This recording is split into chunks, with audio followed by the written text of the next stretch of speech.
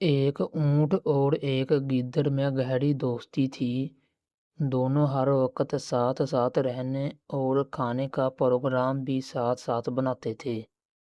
ایک دن انہوں نے خربوزے کھانے کا پروگرام بنایا۔ خربوزوں کا کھیت دریا کی دوسری طرف تھا۔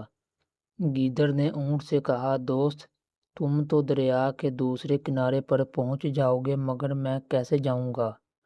اونٹ نے جواب دیا، فکر نہ کرو، میں تمہیں اپنی پیٹھ پر بٹھا کر دوسری طرف لے جاؤں گا۔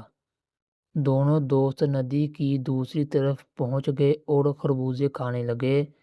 گیدڑ کا پیٹ چونکہ چھوٹا تھا جلدی بھر گیا۔ اس نے کھیت کے کنارے بیٹھ کر چیخنا شروع کر دیا۔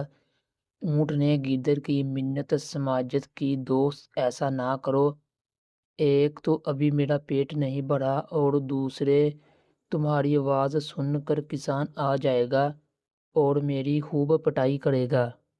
مگر گیدڑ نہ مانا اور کہنے لگا، میں عادت سے مجبور ہوں، اگر میں کھانا کھانے کے بعد نہ چیخوں تو پیٹ میں درد ہونا شروع ہو جاتا ہے۔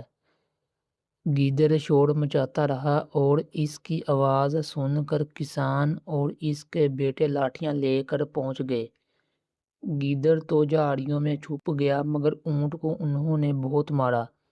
مار کھانے کے بعد جب اونٹ دریا کے کنارے پہنچا تو گیدڑ اس کا انتظار کر رہا تھا۔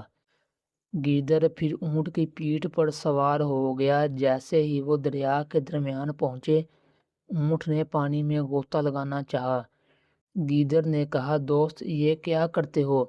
میں ڈوب جاؤں گا، خدا کے لیے ایسا نہ کرو۔ اونٹ نے جواب دیا، کھانا کھانے کے بعد اگر میں نہ نہاؤں تو پیٹ میں شدید درد ہونے لگتا ہے۔